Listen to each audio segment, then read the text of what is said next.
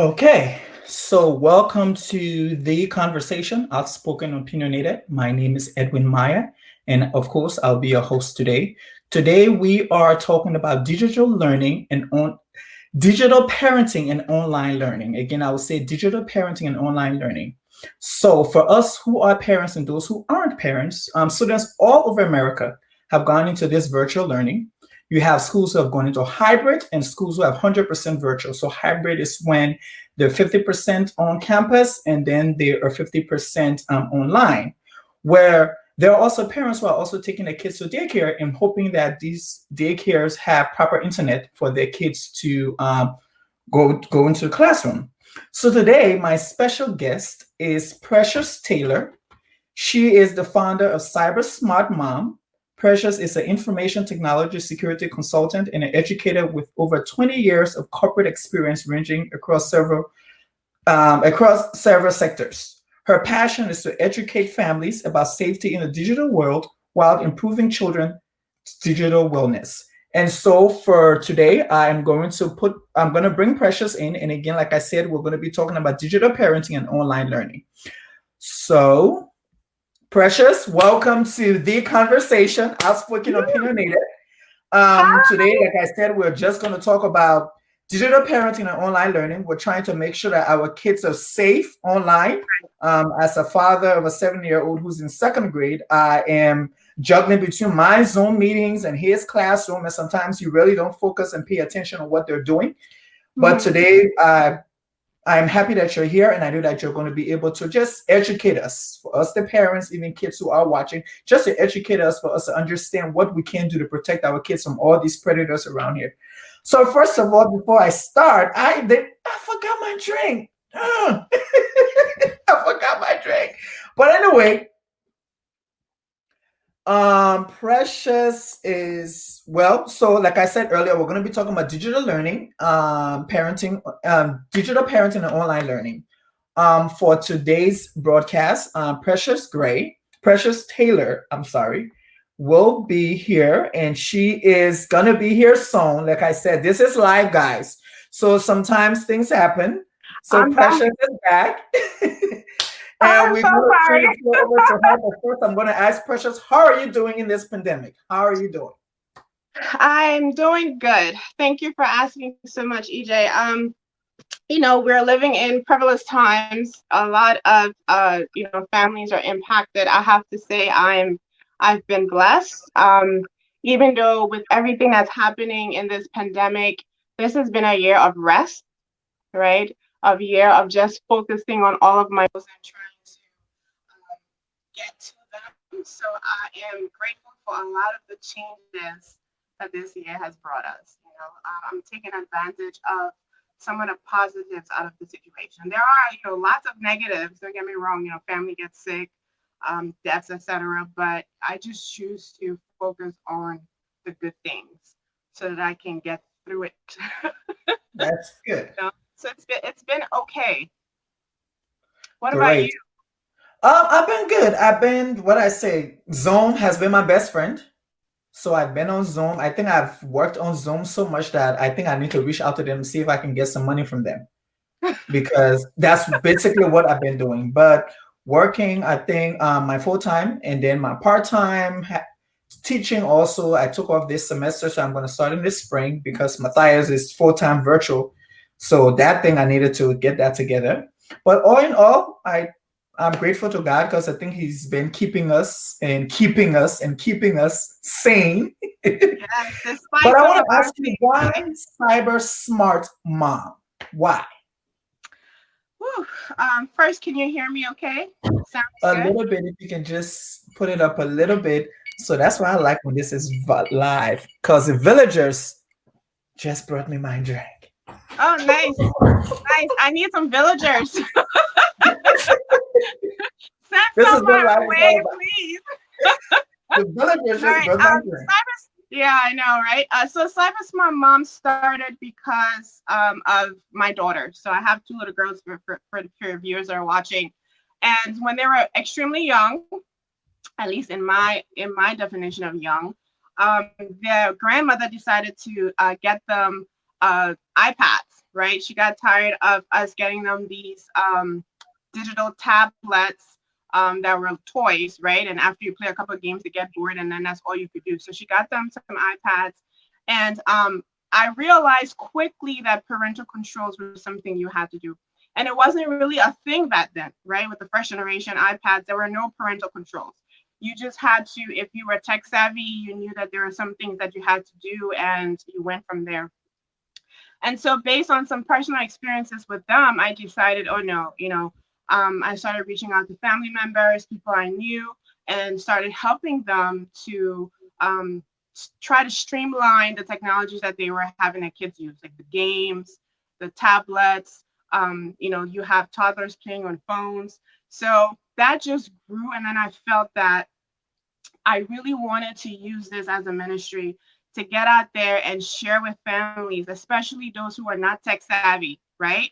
To just help them to understand that there are just some simple, basic things that we can do that go a long way when it comes to our little kids. And Nadine and my girls, they were 4 and 6 when they got these iPads. And so, they thought they were toys. They were playing in a game that I purchased. It was a paid game. It wasn't a free game. And the youngest 4-year-old was able to find a backdoor in this game. It was a question, some menus, and she was able to use it to go to YouTube to watch, videos for the game, but then ended up watching Barbie videos. Mm-hmm. And, I was shocked when I saw her watching the Barbie video on YouTube. How did you get to YouTube? I thought I locked this thing down. She's like, oh, mommy, I can show you. 4 years old. Okay. 4 years old. And I knew then, I'm like, okay, I got to do something because, thank God it was Barbie movies. But what if she would have clicked on something else and see images that were not appropriate for her at that age? So that's how it started. And I think that's something that's important because, of course, like I said, I think my son was probably like around the same age, 4, when we got him like an iPad. Now he's 7, he has a cell phone. So he has an iPad and a cell phone. It's a lot of technology going on. And I'm looking at him like, when I was your age, what? Playing outside. And so he, like you said, he knows how to break the game and and go places. So I have to monitor him constantly to make sure what he's watching and all that kind of stuff. But looking at this time where parents are now giving their kids this world wide web, everybody's logging in and they're having this opportunity to go onto the internet. I'm not sure how much time the parents are taking. For example, like I know for me, I don't spend that much time when he logs in to be on his classroom. And I know there are times where there'll pop up that come up and different things that come up. So how can parents protect their kids from these little pop-up and all these things that can happen while their kids are on the internet? Yeah. As if we're not, as if we don't have enough to do, right? We have enough to do as parents anyway. Now we gotta do what I call digital parent.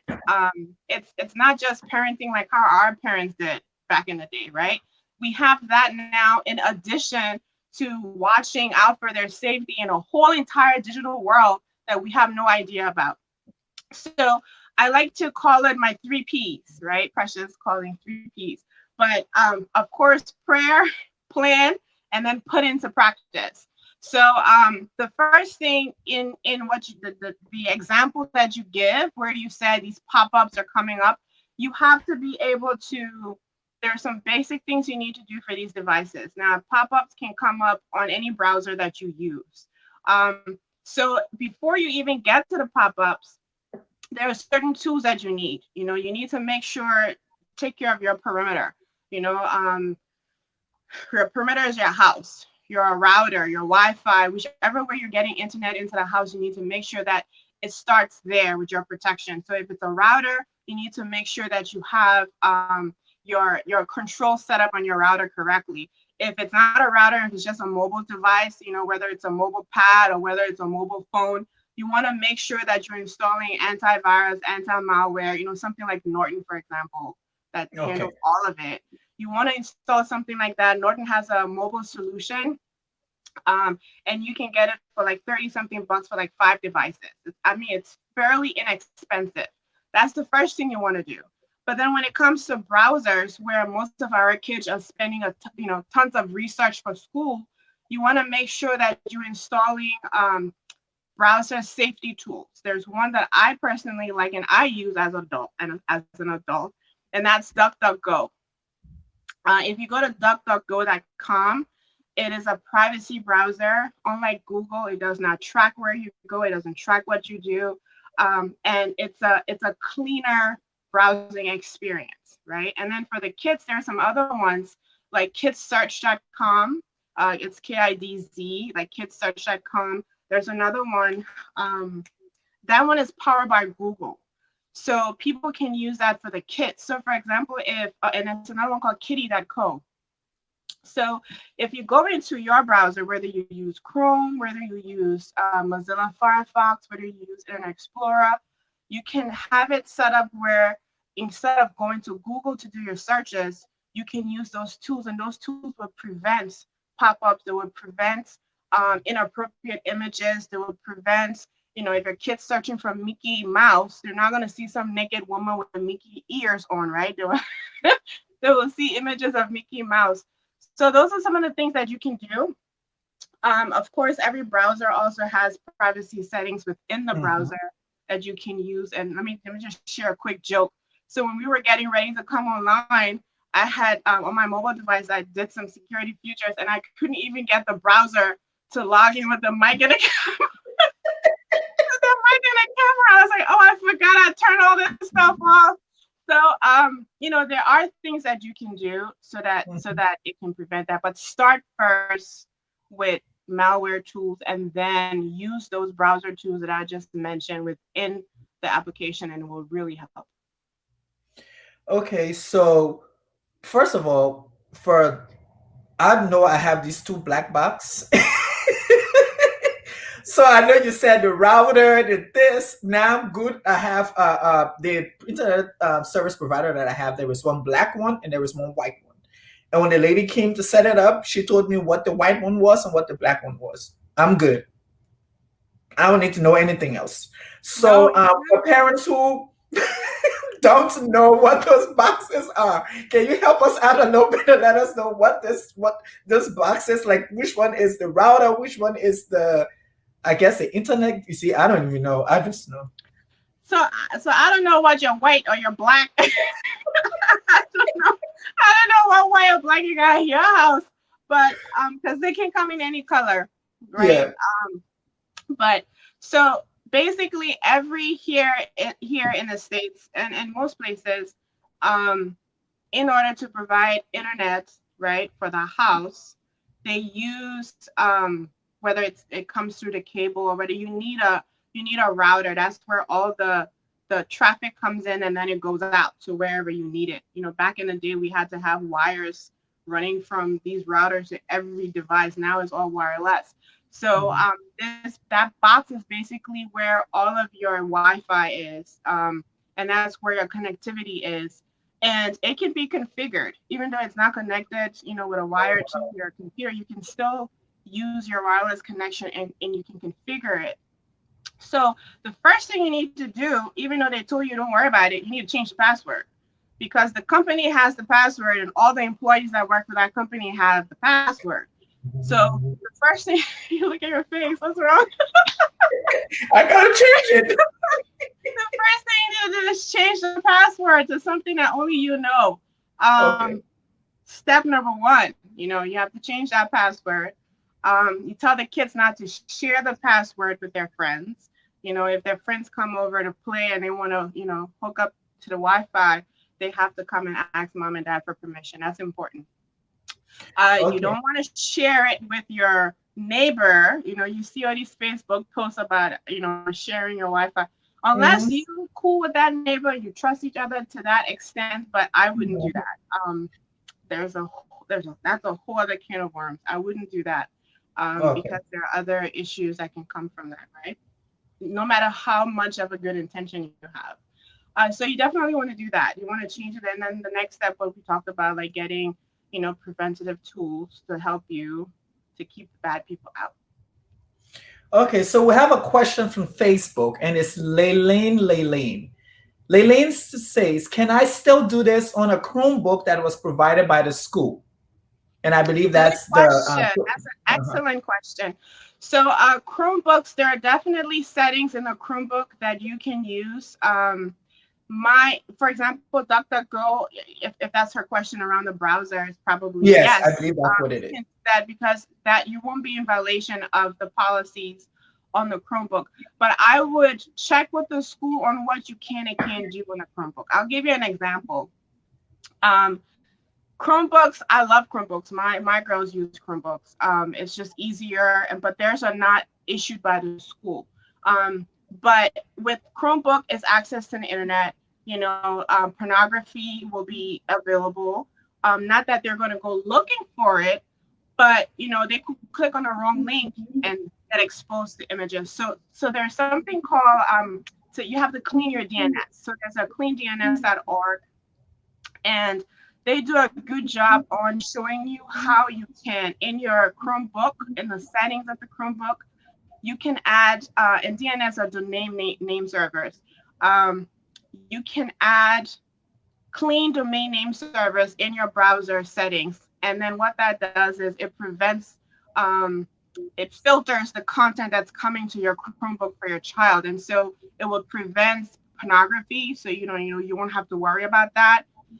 And that's even if you don't use like the kidssearch.com. It will just make sure Okay. that all that stuff stays out of your browsing for your kid. And that's something that you can do regardless of if it's a school Chromebook or your own personal Chromebook. So that's one thing that I would encourage you to do. Is it Lily?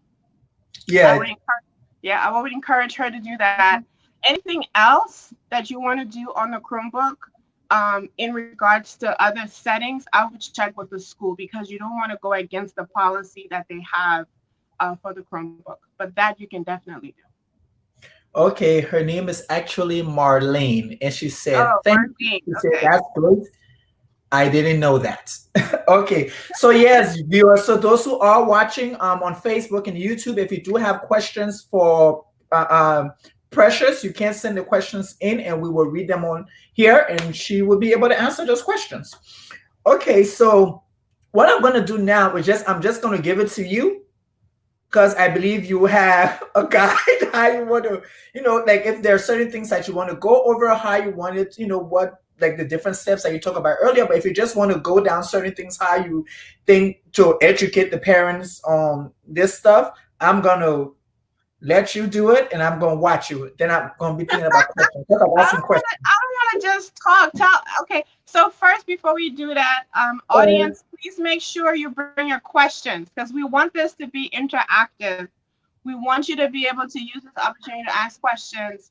mhm. Whether it's about digital balance, whether it's about safety tools, whether it's about anything you can think of, application and privacy. Ask the questions, and if it's I don't know everything, I know some Mhm. things. So even if we have to get back to you in an answer, or if you want to email me after this live, definitely feel free to do that, and we will have all of that contact information at the end of this, for those of you who are watching. So there are a couple of things that I always encourage parents to do. The first thing is to start a conversation, and I like that because the show is called The Conversation. And I always say, no matter the age, the earlier the better. You Oh, want to start talking about internet use with your children, and you want to explain to them some of the best practices and some of the things that they need to be concerned about at their age level, right? You don't need to start talking about pornography with a kindergartner. For elementary school, you want to talk to them about privacy.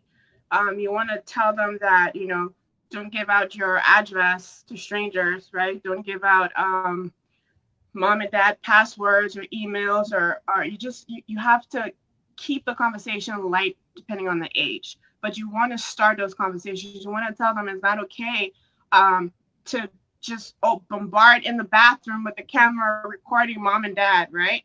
um, they might think yeah. it's funny and they might not see anything wrong with it because they're children. They're not thinking that that might be an issue. So you want to start having those conversations early about about being a good digital citizen, which is using the internet, right, with respect, being respectful of others, even in the digital world, making sure that you're learning what it is to be a digital citizen, and that you're putting good practices in play. And one of the things that I encourage parents to do is come up with a family agreement. It goes back to the pray, plan, put into place, or put into practice.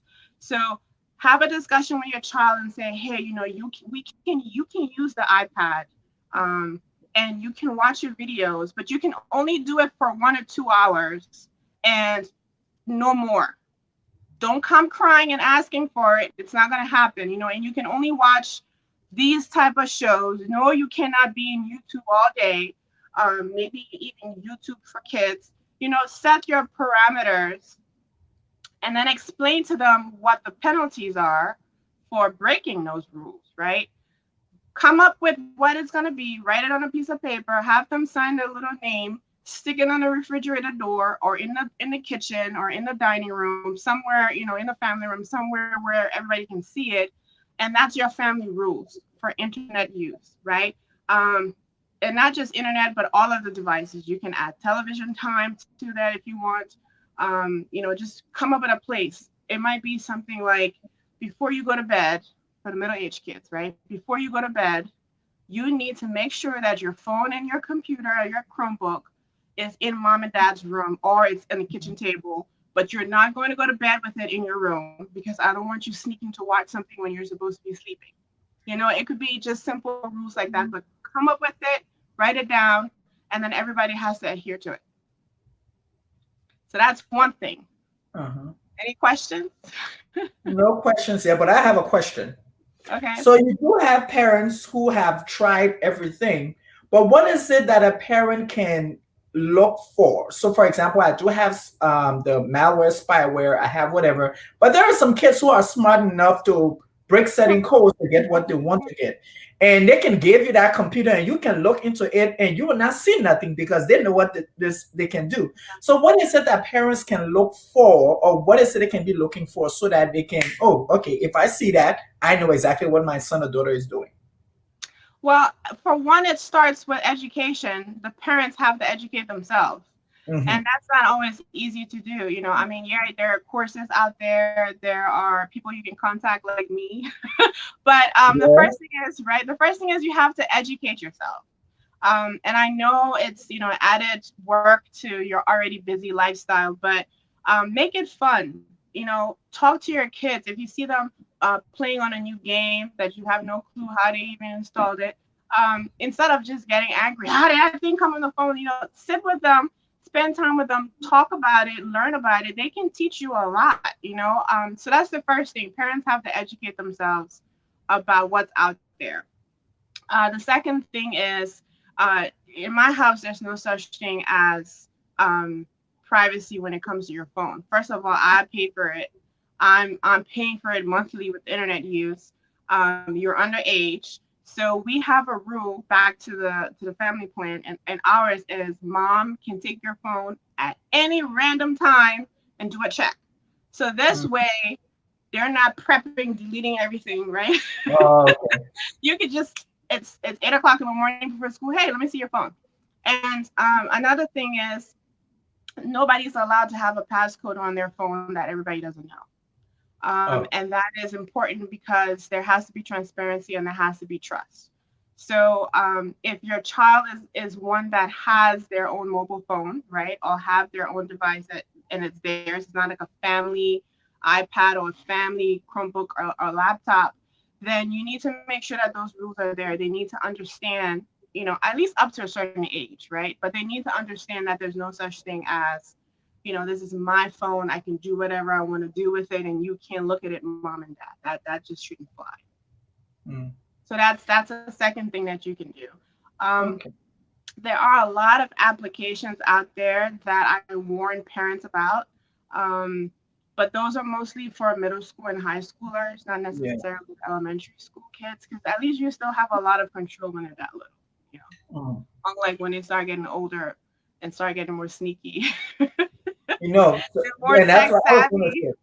Because I think the kids now are so they're tech savvy. They know Yeah. like mine can do. He's like do. I'm like, dude, calm down. Don't do that with my phone. Like he does. I'm like, no, Mhm. I don't touch my phone. He does not touch my phone because once he touches my phone, he don't do all kinds of stuff program. I'm like, dude, I don't even know how to get to call. So Let I him think that, teach you. yeah, I think that I'm like, dude, stop. So we're trying. I bet that's another thing I was going to talk about. I saw this online program where they can teach kids how to code. And I was having a conversation with one of my coworkers, and they think it's a good idea, but then I had to step back. I'm like, if I teach my 7-year-old how to code, is that something I should be doing right now? Because so I Yeah. want to talk to you. Like I see, he loves technology. He loves to know what's going on in the tech world. But then I'm afraid that if I get him really exposed, I might not be able to protect him from what's out there. No, yeah, I understand your points and I understand your concern. They are very good valid concerns. I wouldn't worry about learning how to code. Um, I did a interview not so long ago, but we were talking about STEM, right? STEM program with kids and Yeah, boys and yeah. girls. But there's this, I talked about this video I saw about technology in Africa, and there was this little 8-year-old little girl in Ethiopia who programs, and I mean, I think she's in love with it. It's like a passion. She programs for hours a day, and she's 8 years old. So I don't think you should shy away from it, especially if you see that he's interested and he's showing a desire for it. That's how I started. I started learning how to code. Of course, back then it was in high school. It wasn't in elementary and middle school. But Mm. after I figured out that I could tell a computer what to do, it was done. It was over. I was in control. I could tell that You thing, see? what to do. I was like, yes. So, and I don't regret it. So, yes, encourage him to do it. I don't think you need to worry about, him getting into trouble and doing things that he doesn't need to do. The great thing about that is he has great parents, so Mm. you guys are doing a good job with him. So you don't need to worry about that. I tease my youngest, and I told her, I said, I want no 3-letter agency knocking on my door because this kid she's very interesting. So I'll share a story with her. I mean, she's not dangerous with her stuff. I Mm. just tease her with that. But the two of them, both of them are extremely tech savvy. I remember one time, the oldest went on a trip. She was going to play run track, and so me and the youngest were sitting in the car waiting, and the bus was running late, and we were there for hours. It was dark. It was nighttime, and my daughter is next to me on her phone watching a video on YouTube. So I looked at the time because I have their phone set up where after a certain time that's it. They can't, nothing's gonna work. At least not the things that they Mhm. want to work. They're not gonna, everything's gonna lock. They can't use the apps. And so I'm like, wait, it's 8:30. How are you watching YouTube on your phone? It's supposed to lock. And she's like, oh mom. And I'm like, what do you mean? Oh mom, what? She's like, okay, I'll show you. This girl, this girl took out her phone and showed me this real quick 60-second trick that just bypassed all of the parental controls for Safari. She was able to go to YouTube and continue watching her movie without the screen time coming on and asking for the parental code. And then she said, it's a bug, mom, and Apple doesn't know about it. And I'm sitting there and I'm sitting there like, well, how did you know about it? Got But it. these kids share these things, as soon as one finds out and the other one has screen lock on and screen time on, they're gonna share it with each other. And so I believe it was a couple of weeks later, Apple came out with another release and it fixed that problem and it went away. And I was like, oh my goodness, you got to be kidding me. But the good thing is we have the kind of relationship that she could show me. This is the same 4-year-old who showed me about the Yeah. YouTube once again, with the app. So she was able to show me how she did it without worrying about, getting into serious trouble, So I think that's another important thing. We have to foster the type of relationship where our kids are comfortable coming to us and having those discussions. And I think for the parents who are watching, I think that's something that is very important, especially in this time where the kids are having this opportunity to go online and do all this work online. Is where you have created that atmosphere in your house or wherever it is that these kids are open enough to come and say, "Hey, mom, I was Yeah, doing something on the internet and something came up." Or dad, something came up, and so you guys can fix it. But yeah, if we are just screaming and yelling and not having these conversations, they're going to hide it. And most often, it's a simple. I don't even know how to even explain that. We are all curious. So a yeah, 6-year-old might see something and be like, "Oh, what's that?" And it might keep on going. And by the time you look, that's what happens to social media. You get yeah, on one of these apps, and by the time you look, it's 2, 3 hours. You're gone places that you're not even supposed to go. So yeah, imagine the kids who have these short extension span, they can just yeah. go. Attention, yeah. It's very addictive, and some of it has life consequences. You know, there are a lot of some of these inappropriate images, and sometimes it has lasting effects on the youth. Um, and so it's really important also that you tell them. So even when you guys are doing your family plan, that's something that you can say. You can say, "Hey, listen, you know, mom and dad have done everything to protect you online, to protect our information, for you to be responsible with our information, be respectful to others. But there might be times where people are not respectful to you. They might text you some, because you know you can set up your browser, your router, your everything. It just takes one kid to text your child an inappropriate picture, right? And Hmm. middle school, that happens all the time. Like you just Yeah. said, little boys and girls get curious and they see something and somebody gets. Not every parent is going to be this way within, you know, schools. And so one kid whose parent has zero controls and this kid has all the freedom might go and get porn and send it in text to your kid. You know, what does your child do? So you guys need to have this kind of discussions. You know, like it's okay for you to come and have this discussion with me. It may be, come, let's talk about it. For some parents, some parent might say, you know, block that kid. Another parent might say, well, you know, tell the kid, sorry, don't send this to me anymore. This is not appropriate for me. Different parents, different rules, but you need to find what works for your household, and you need to have those discussions with your children. So we have a question on YouTube from the Vandale Deal, and he's asking, can you walk us through how to add parental control on platforms like Zoom, again, Google Chat, or whatever, all these different platforms that we're currently using for Yeah, school? so that will take us a long time to do that. Because there are so many parental controls on.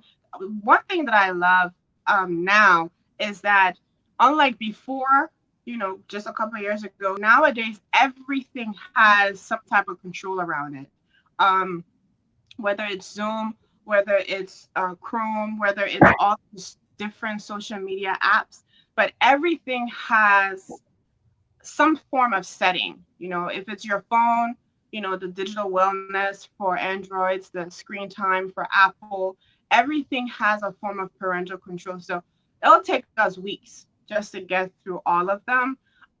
What I would recommend is, if you guys want to see me here again and there's a particular, um, maybe, you know, if it's Zoom or one app, let Edwin know, and then you know we can go from there.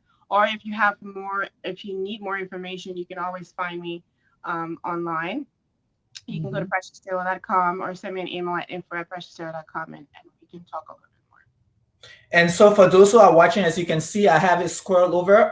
You can see her on Instagram at Cyber Smart Mom, also on Facebook, Cyber Smart Mom, or www.precioustaylor.com. And you can info@precioustaylor.com. You can send her an email, you can DM her, you can reach out to her privately, Right. and then you guys can have that conversation. But I And if also you have it guys, on the screen.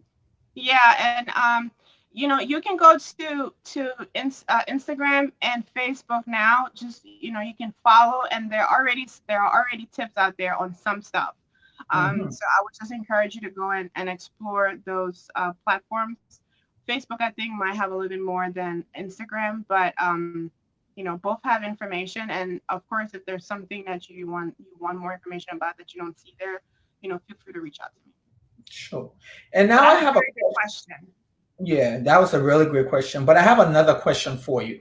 So, currently now they're asking the kids and even us to turn our cameras on. And there is this myth where they're saying that people are spying in homes based on the camera. So, is there a specific software or thing you need to do for those who, like, if your camera is not embedded in your laptop or computer, you get a webcam? Is there something that parents can do to protect their household, their kids from that? Yeah, definitely not a myth. It's happening. Okay. Um, there are ways that you can, turn on somebody's camera and watch them without them knowing. And it is unfortunate that we find ourselves in a situation where everybody's remote and everybody has to have their camera on. And I'll use myself as an example. I always have my cameras all disabled, like like Mm. device disabled, not even just taped over or have the little um, blocker on top of the camera, but I like disable it. But now I can't do that, right? Because because I need it on, so I have to enable it, and then I'll remember and go and disable it. So one thing I would encourage you to do is make sure you get one of those covers for your camera. You can order them on Amazon.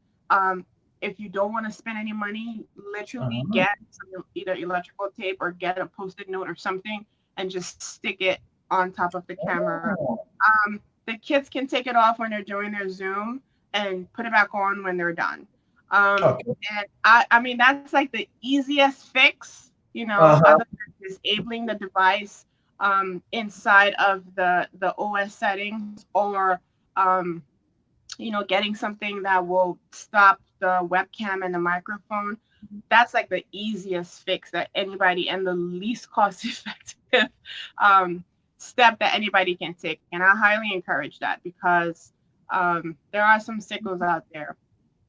And, the last thing you want is for your kid to get caught up in any nonsense. So another thing that I realized the other day was I was actually on Zoom, and then I was upstairs in the kitchen, and I was saying something, and then what her name picked it up. Amazon. What's the thing called? Siri? No, No, no, not no. Siri. Alexa. Alexa. Alexa. Alexa Alexa's picked it up. She has no respect. none. She and Siri both. Yeah, so she picked it up and broadcasted it. And so Wow. I'm looking in a sense where I'm trying to see, are there tools? It says it just turn it off, or is there other things that we can do? Because I don't know anything. She can just say whatever. So yeah. So Alexa has gotten herself into trouble a lot. And a lot. And as a result of all of her problem making issues, Amazon has added more features for you to be able to control Alexa a little bit better. Okay. But you have to do it on the site. So you have to go to Amazon and then go to the Alexa settings, and then you can turn her off on. You can tell her to erase all your data. You can tell her there are different settings there now that gives you a little bit more control over Alexa. um, it's not just Alexa. It's Alexa. Is Google Assistant. It's Siri. Siri. It's um, everything that's listening. It's all of your apps. Facebook to this day would tell you they're not listening, but yet you get an advertisement for everything you're talking about. Um, so yeah. So one thing that I really got aggravated. Personal story. I was at the doctor's office, and so me and my doctor are having a private conversation, doctor to patient, Mm-hmm. and I leave the doctor's office and I'm in my car, and I open up my phone to check my social media, and I see an advertisement there for the place that my doctor is referring me to go. And I said, hell no, you are listening. But I couldn't figure out where, because I know I've checked my messenger settings, I know I checked my Facebook settings, and I always go look at the permissions on my phone and I disable what I want and what I don't want. Mm-hmm. And I know that mic was not enabled, so I'm like, okay, so what is listening? And then I remember Instagram. So it's all the same company, right? So the Instagram mic permissions will still turn on. I mean, I was like, that was like the only way that there's no way that that was a coincidence, right? So definitely check those things on your phone. Enable it when you need it, but then disable it when you don't. Um, WhatsApp, Messenger, Facebook, Instagram, all those things. And I'm not gonna badmouth Facebook. Google. It's just every software. You have to understand that anything that you're installing for free, it's not free. The currency is your data. The Mm. currency is your personal data. And so you just have to find a way to manage that. The settings is one way. And then the other way is making sure you're reading all of the privacy stuff and you're opting out of what you need to opt out of. Yeah, and so with the kids, right? So now, there are kids on different platforms. So you have an Apple, the other person have Google Chrome, they have all these different things. Is let's say, for example, in my house, are these softwares that protect these computers compatible with all the different platforms? Some Like of them Safari? are, like the Mhm. Norton one I just told you about. It's for everything. Um, Okay. I don't know. I have to say I've never tried it on Apple. I don't Uh-huh. think I have. But I have installed it on my Windows. I've installed it on a Chromebook. I've installed it on my Android phone. Um, I'm sure it's probably applicable to iOS, but I'm not sure Okay. for certain. I haven't tried it personally, so I can't say yes. So for these parents who say, you know what, I can't afford it. I can't afford $30 to protect my child from whatever's going on. Are there organizations, or are there places that will be able to give them these softwares to help them to protect them from the crazy people out there? First of all, you got $30. You I got got thirty I know I got dollars. $30. You have 5 devices for $30. You got $30. But even if you don't, I mean, there are some. I just told you about free software. There are Yeah. some free software out there that you could use. I don't know that I would recommend them, but You're the expert, so yeah, I don't know that I would necessarily no. recommend them. So this is another thing, right? So last semester, I remember when I was teaching, I had a couple of my students who will go to like cafes, and this is a good thing because you get this free Wi-Fi. I have tried it before, and I remember my phone when I used to have another phone, not the phone I have now. My phone crashed because I logged into a free Wi-Fi somewhere, and it messed up the whole thing. So there are people who don't have internet, and they are going now to these cafes or driving closer to these places so that they can get this internet service so that kids can be able to log on to these free computers that are given them. So what's your take on it, these free Wi-Fi at everywhere? Um, so my kids learned very, very early, extremely early, because their iPads didn't come with it wasn't the type of iPad that you buy through the internet service provider or the Oh, telecom okay. company, so it didn't automatically have data, so they could only use it on the Wi-Fi at home. So they wanted to jump on every Wi-Fi out there, and they learned like super duper early. You do not connect to public Wi-Fi. That was a rule that we had. You were not allowed to connect to a public Wi-Fi, especially not without telling mom.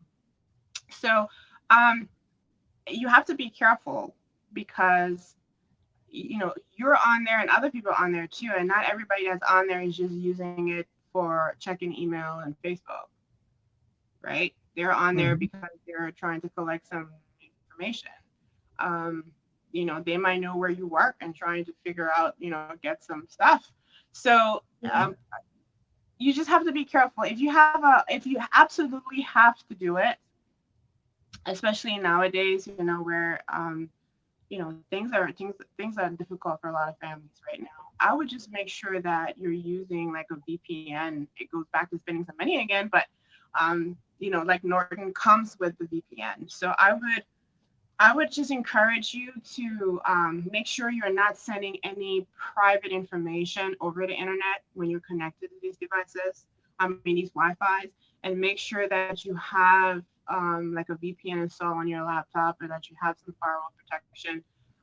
Something again, Norton is not the only tool out there, but I'm just keep using it because I personally use it. I mean, they don't pay me anything to say this, but but I but I use it. So just make sure that if you're doing that, if you're connecting to public Wi-Fi, that you're taking other steps to make Mhm. sure that you are not opening up yourself to getting hacked. Somebody pushing malware onto your device.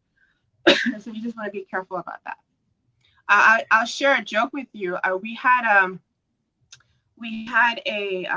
attended a cybersecurity event. This was several years ago. And it was this huge event in DC. And oh gosh, what is his name from Shark Tank?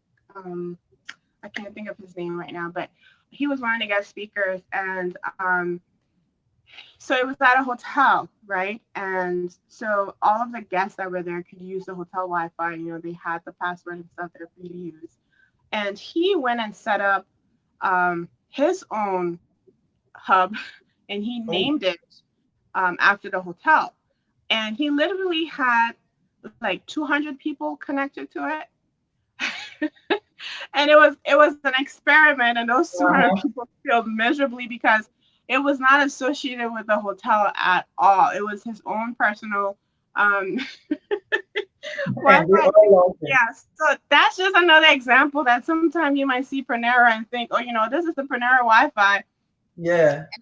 and it's not. But a lot of public Wi-Fi's now have a policy. So when you connect to it, it will pop up in the browser to say, you're on this Mm-hmm. establishment's Wi-Fi, and you need to, either put your email address in there, Yeah, or just yeah. say you agree to their policies that you won't do X, Y, and Z.